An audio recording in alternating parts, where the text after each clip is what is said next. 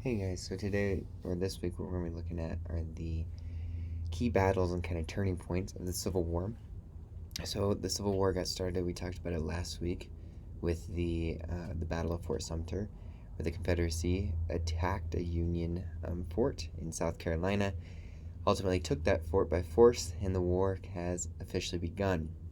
And we're just going to kind of briefly hit on some of the major battles and turning points of the war. Now, as the war gets to essentially beginning in 1861, the Union creates this strategy of how they're going to defeat the South, called the Anaconda Plan. And their idea was to essentially cripple the South economically and to split it into two parts. Now, if we remember back from a couple weeks ago on James Henry Hammond's speech, he says that essentially the South could cripple the world by not selling cotton. Well, we decide, well, let's make them prove it. And let's prevent them from selling cotton to any foreign countries, force them to not have any money, and then they'll eventually surrender. And this becomes known again as what we call the Anaconda Plan. And the idea here was that the U.S. Navy would set a naval blockade around the South, along the Pacific or Atlantic Ocean down into the Gulf of Mexico, and prevent it from spreading or being able to sell any products to foreign countries or to be resupplied by any foreign countries. The second objective was to divide the South into parts. The idea here was if the Union could control the Mississippi River, specifically at places like Vicksburg and New Orleans, then they could prevent the South from being essentially united and they could divide them. And once divided, they would crumble. And so their goal, again, we look at this, starve them out, force them not to have any supplies, and then divide them up. Well, the South had a different plan. Their plan was this idea of war of attrition. Now, if we look at our maps on here, we see that the majority of the battles take place in the South. There's a few that'll take place up in Pennsylvania, but the majority take place in Virginia, North Carolina, South Carolina, over to Tennessee, Mississippi. And that's because the South had to fight just a defensive war. They didn't have to go into the North and try to conquer the North because that wasn't their goal. Their goal was to separate from the Union, form their own country, the Confederate States of America, and live by their own rules. Well, the North had to invade and force the South to rejoin, and it's a lot more difficult to invade a place, take control, than it is just to defend your land. And so the South's idea was to fight and essentially waste time to make the war last as long as they possibly could in order to exhaust or run the treasury, the money in the North dry, and win the war. In addition, with the North having to constantly attack the South, the North is going to suffer more casualties, or deaths and injuries. And so the South said, hey, fine, if they're going to continue to suffer casualties, then eventually the people in the North will no longer support the war, and the war will end by public opinion. And so this was their plan of ending this war, a defensive war strategy. And again, the idea, you look at these maps, most of the battles happen in the South, and they just had to defend their territory. And it comes with this quote or this idea called bleed 'em white. And the idea was that the South would inflict enough casualties on the North that it would force the North to allow the South to secede or break away because of public opinion, because people were tired of the war happening, of Union soldiers dying. So two very different strategies. One is offensive, they're attacking the South, which the North had to do to try and force the South to rejoin, and the South just defending its area. Now the battles all begin kind of in order here, starting with the Battle of the First Bull Run, which we're going to look at here first. And this is kind of the first major battle that's going to take place after Sumter. And it's going to take place essentially near the capital. And this battle is really interesting because as the battle begins to take place, you have the Union Army essentially marching on to the Confederate Army. And you have all these citizens coming from Washington, D.C. and Baltimore and Maryland to watch the battle. And they set up picnics and they're getting ready to essentially looking over this giant field, watch this battle take place. Well, as the battle begins, the inexperience of the Union Army shows. And the generals of the South and kind of their experience in the wars, especially the Mexican-American War, where a lot of Southern generals fought in and led in, takes root, and they overrun the Union Army pretty easily. But it becomes a stampede, this Battle of the Bull Run, and these onlookers, these people who were watching this battle take place, they all of a sudden realize that these soldiers are running towards them, trying to escape, and they essentially leave all their picnic stuff and they get up on their horses and their carriages by foot and they start running away themselves away from this battle. But it shows again why the South kind of has an advantage here. They have a lot of experience with their generals. They had the top ranking general in the entire country in General Robert E. Lee, and they had a defensive war. They just had to defend the ground. They did not have to go and take the territory from the North. And so the North loses this major battle, which causes some concern for the country. Well, after about another year here, later in September 17th of 1862, the North is really struggling in this war, and public opinion and public support for this war is really dying out. And Lincoln is asking himself this question of how does he make this war, a war that is worth fighting? And he thinks that potentially by making this a war to free the slaves, that maybe that would encourage the North to continue fighting. And a lot of his top advisors said, no, don't do that. Because even though the North wanted to end slavery, they weren't, not racist. They were racist, and they considered African Americans to be inferior. And so if they had to fight to free African Americans, they probably wouldn't support that. And so, Lincoln is struggling in this war, and he finally kind of catches a break at the Battle of Antietam. The Battle of Antietam is the bloodiest single-day battle in U.S. history. In one single day, there will be over 50,000 casualties in this single battle. Now again, casualties are deaths, injuries, and people who are missing. But 50,000 in one day. It's just an astronomical, a huge number for the time. And where this takes place is essentially the Union's army is led by a man named General George B. McClellan, who is not in Lincoln's favor. Lincoln kind of despised the guy, and he leads this attack on Robert E. Lee's soldiers of the Northern Virginia Army at the Battle of, near Sharpsburg, Maryland, and Antietam Creek. And this battle would have several kind of pushbacks and back and forth, and it ends up being the Union's first, I'm giving you air quotes over here right now, but first Civil War victory.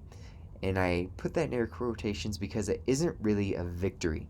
Most historians agree that it's a tie, and that the North claims it as a victory because it allows them to raise morale of their soldiers and to continue this fight in the Civil War. But it also gives President Lincoln one more kind of opportunity here, and that is to pass an executive order of the Emancipation Proclamation, which would set free all the slaves in southern states in rebellion. Now keep in mind there are these border states of Kentucky, Maryland, Delaware, that have slaves themselves but haven't broken away and joined the Confederacy. And so he claims or frees slaves only in rebelling states and not in those states that did not rebel. That way they would stay part of the Union. But it starts this movement towards this idea that this is a war for freeing African Americans and not just unifying the country. You also get the Battle of Vicksburg, and I'm going to hit this one a lot quicker. Battle of Vicksburg takes place in Vicksburg on the Mississippi River. It's part of the Anaconda Plan. They need to control, or the Union needs to control Vicksburg to control the Mississippi River. And after 3 days of fighting, on May 19th to the 22nd, General Ulysses S. Grant, who will become a president one day and eventually the general of all the Union soldiers, he essentially is leading these attacks on Vicksburg and is suffering heavy casualties and cannot take the city of Vicksburg by means of force, by straight-on combat, which is an issue. They have to capture the city. So he ends up holding out, and he creates a siege on the city, where he essentially surrounds the city, prevents anything from coming in and out of the city, and he just bombards the city with cannon fire day in and day out. And eventually, finally, on July 4th, the garrison in Vicksburg, the military in Vicksburg, will surrender, and the Union will capture Vicksburg. Another huge success here for them, but in a lot of ways not necessarily considered a victory because of all the casualties, but they do control the city and they have achieved objective 2. They've split the South by now controlling the Mississippi River. You also have the Battle of the Hampton Roads. Now, the Battle of the Hampton Roads is really just famous because of the new technology that came here. Now, before this battle, boats had always been made by wood, right? As we've seen before. But this battle included two modern, for that time, technologies, ironclad boats. You had the battles of the Monitor and the Merrimack. And this battle lasts over 2 days, and neither of these ships are sunk. However, several of the wooden boats for both the Confederacy and the Union are sunk. But the Monitor and the Merrimack do not sink, as much as they sat there and fired upon each other with cannon fire.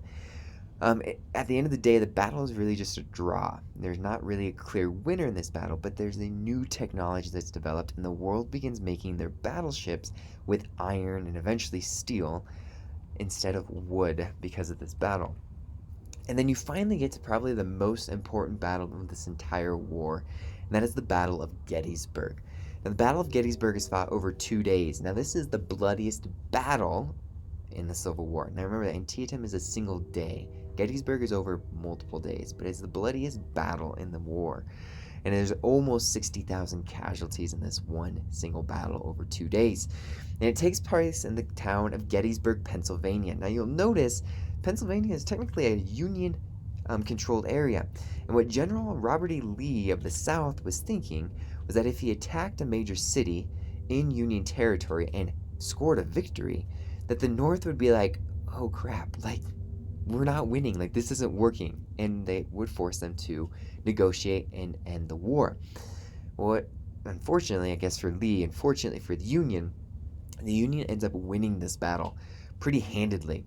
And it ends up being known as the turning point of this war, where the Union finally turns the tide and begins to win a war that a lot of people thought they should have won in a matter of months. And why this is considered the turning point is the South is never able to regain the loss of men and supplies at this battle. They just simply can't. There are too many casualties, too much lost here. And it's also a place where Lincoln will give a speech that raises the morale, again, of the Union to continue fighting, called the Gettysburg Address, which we'll be looking at more this week. And he speaks of this idea of a new birth of freedom, that there's a mission to win this war, and that the country's not divided. It's not North versus South, that it's all Americans, and that it's Americans who are dying, and that we have to end this to save American lives. And it really is marked as that turning point in the war. As a result, the war ends fairly quickly after this, about a year and a half later, on April 9th of 1865. At this point, General Robert E. Lee is being essentially chased by Ulysses S. Grant, who's now the general of the Union soldiers, and he's being chased throughout Virginia and eventually holes up in Richmond, Virginia, the city of Richmond. And Grant does the same thing that he did on Vicksburg. He lays siege to the city of Richmond, constantly day and night firing, cannon fire upon this city. And eventually, after several weeks, Richmond surrenders, and Robert E. Lee is forced to retreat. And at this point, his army is low on supplies. They've suffered huge casualties. They just don't have the morale to keep fighting. And on that April 9th date of 1865, Robert E. Lee and Ulysses S. Grant will meet at an old church house in a town outside of Richmond called Appomattox. And as a result of this meeting, Robert E. Lee will surrender his his Northern Virginia soldiers and his army to Grant. And it essentially, in a lot of ways, marks the end of the Civil War. Now, there are several battles that'll take place throughout the Deep South and over into Texas as people continue to try to fight, but ultimately the war is essentially over, and the Union has won and reunified the country. But the bigger issue that we now face is this idea of how do we rebuild the country? How do we get the North and the South to be on terms that are appropriate for each other? How do we address the issue of freed slaves? How do we heal the wounds of a war that has cost over 600,000 lives and almost 1.5 million casualties in the country? and in some cases, brothers killing their own brothers. How do we recover from something like that? And the time period that we're going to enter with that is called the era of Reconstruction, which we'll be talking about here in about a week and a half.